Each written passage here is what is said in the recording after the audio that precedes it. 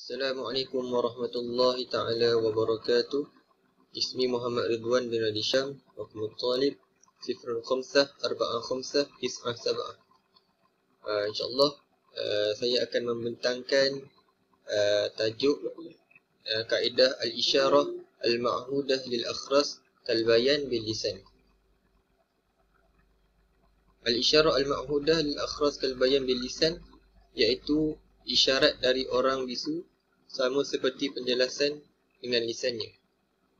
Innal isyarah al-ma'hudah ay al-ma'lumat al-mu'tadah lil-akhras al-asli ba'du min a'dha'ihi kayaduhu aw ra'suhu aw 'ainuhu aw hajabuhu mu'tabirah kal-bayan bil-lisan wa hiya bimanzilah nutqah fata'tabiru. Contohnya, jika seseorang itu bisu dan dia dikehendaki untuk menjawab atau memberi keterangan kepada hakim di mahkamah, maka keterangan orang bisu itu terpakai sama seperti orang yang bercakap dengan lisan. Dan kaedah ini juga bermaksud isyarat yang difahami pada kebiasaan yang diberi oleh orang yang tak mampu berkata-kata, iaitu orang bisu. Dan isyarat mereka ini diterima oleh orang yang biasa yang menggunakan lisan.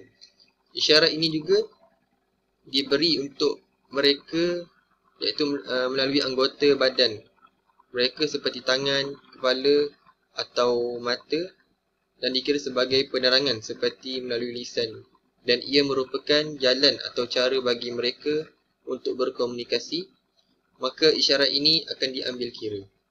Seterusnya kita pergi kepada makna kaedah. Yang pertama, al-isyarah. Maksud al-isyarah adalah setiap sesuatu yang digunakan untuk menyatakan sesuatu keinginan atau kehendak dengan menggunakan gerakan anggota tubuh, iaitu sebagai pengganti ucapan lisan. Kedua, al-ma'hudah. Apa maksud al-ma'hudah di sini? Al-ma'hudah merupakan isim maf'ul dari ahida ya'hadu, yang bererti mengetahui atau mengetahui. Jadi ma'hudah bererti yang diketahui atau dimengerti dari gerakan yang biasa dilakukan orang bisu untuk menyatakan maksudnya, seperti menganggukkan kepala atau mengungkapkan persetujuan, atau untuk mengatakan ya, ataupun menggelengkan kepala untuk menyatakan ketidaksetujuan atau untuk mengatakan tidak.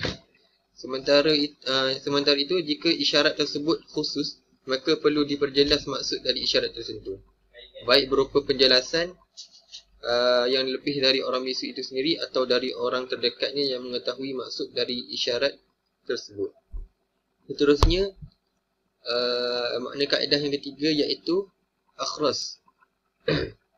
Akhras ataupun orang bisu di sini iaitu orang yang tidak mampu berbicara dengan lisannya, baik bisu yang sejak azali lagi ataupun sejak kecil, ataupun sebelumnya dia bisa berbicara tapi kemudian dia bisu. Jadi seterusnya, dalil kaedah. Kita pergi kepada dalil kaedah. Ad-dalil ala anna isyarat lil akhras mawjudah fil kitab wa sunnah. Yang pertama, dalil daripada Al-Quran. Allah berfirman, qala rabbi ij'al li ayah, qala ayatuka alla tukalliman nasa thalathata ayyamin illa ramza wa dhkur rabbaka katiran wa sabbih bil 'ashyi wal ibkar. Yang bermaksud, Zakaria berkata, berilah aku suatu tanda bahawa isteriku telah mengandung.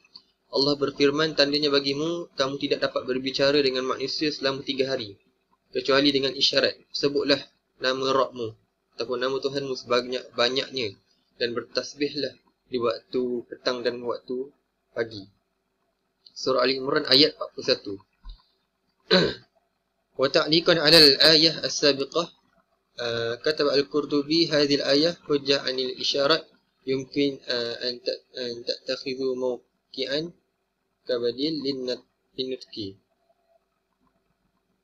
Melalui ayat Al-Quran di sini, Al-Qurtubi menulis ayat ini merupakan dalil bahawa isyarat dapat ditukar gantinya sebagai ucapan. Seterusnya dalil dari sunnah.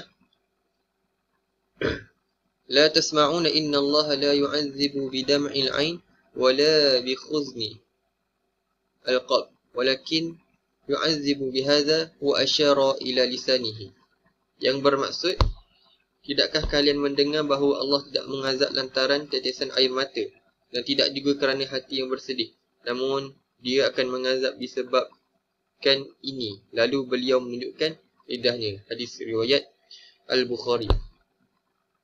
Zakar Ibn al-Batil anna khubara fiqh al-jumhur qalu innahu idza istata'at al-isyara an tafhama fa innaha tahtalu mawaqi'an kabadil lil kalam. Ibn al-Batal menyebutkan bahawa jumhur ahli fiqh berpendapat bahawa jika suatu isyarat dapat memahamkan, maka ia menempati maka ia dapat menjadi pengganti ucapan. Setakat itu saja dari saya. Hadza faqat minni.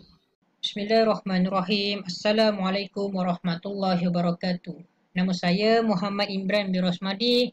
Nombor metrik 054780. InsyaAllah saya akan menyambung pembentangan sahabat saya Ridwan sebentar tadi yang bertajuk Al-Insyarah Al-Ma'hudah Lil Asrar Kal Bayan Bil Lisan.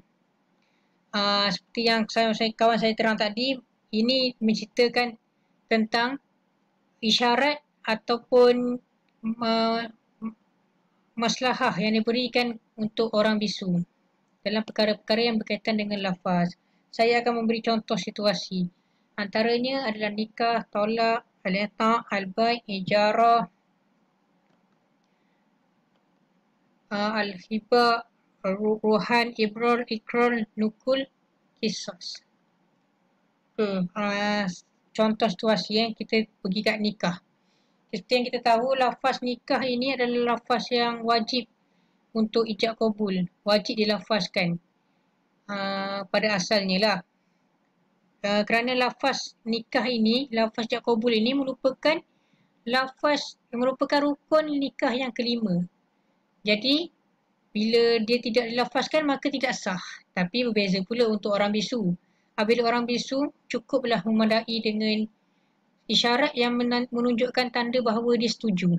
Contoh bila Tok Gadi tanya, aku nikahkan engkau dengan simpulan binti sepulan dengan mas kahwin tersebut itu. Lepas tu dia jawab, dia angguk.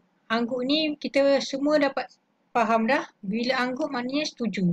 Maka dah dikira sah dah nikah di situ. Tolak pula begitu juga. Apabila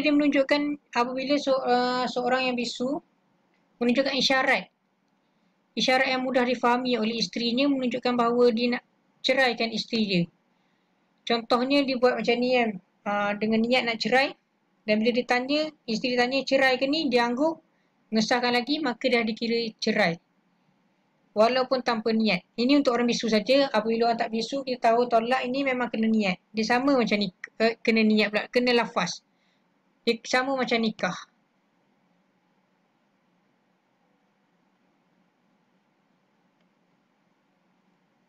Okay, kita pergi seterusnya al-bai' jual beli. Jual beli ini hukumnya, kalau ikutkan hukum asal jual beli, mestilah rukunnya adalah lafaz jual beli itu. Tapi bila kita tengok huruf semasa, memadailah perbuatan kita itu sebagai lafaz kepada akad jual beli. Okey, maknanya di sini untuk orang bisu juga memadai dengan isyarat yang mudah difahami apabila dia hendak melakukan aktiviti jual beli. Okey. Dalam masa yang sama, isyarat untuk orang bisu ini ataupun maslahah yang diberikan ini tidaklah boleh digunakan di semua tempat. Ada antara pengecualian yang tidak boleh hanya menggunakan isyarat yang mudah difahami, maka sah. Ada isyarat yang tak boleh.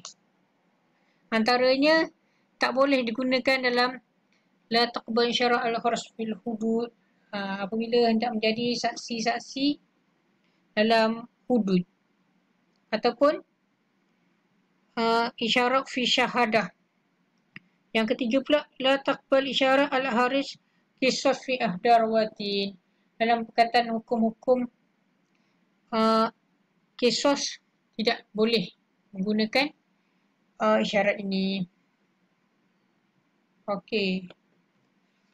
Penutup al-ibar alladhi yamkin ta'mim fil hadzal mawdu' al-Islam yabsitu wa munasib yuhafiz ala jami' anwar ashhad biha fi zalik al-iqad al-bikam ghayruha firman Allah Ta'ala. Okey, maksudnya di sini pengajaran yang antara yang dapat kita ambil, Islam ini telah memberi agama yang mudah dan dia memudahkan seseorang. Walaupun seorang itu bisu, tidak sukar untuk hidup dengan cara Islam. Seperti surah Al-Baqarah ayat 286, la yukallifullahu nafsan illa wusaha. Maknanya Allah tidak memberatkan urusan seseorang itu. Kita dapat tengok dalil ini menunjukkan bahawa Islam itu sendiri tidak membebankan umatnya. Jadi kita ni tidaklah, walaupun kita ni serba kekurangan, kita tidaklah perlu untuk berputus asa dan teruslah yakin dengan rahmat dan keredaan daripada Allah. Terus berusaha untuk mencapai keredaan daripada Allah. Tajuk ini juga boleh ada menerangkan tentang hukum-hukum fiqh dan sebagainya. Jadi sedikit kita akan dapat tahu bahawa beberapa hukum yang berkaitan dengan fiqh dan boleh membelenggu kita daripada kejahilan. Sekian, terima kasih.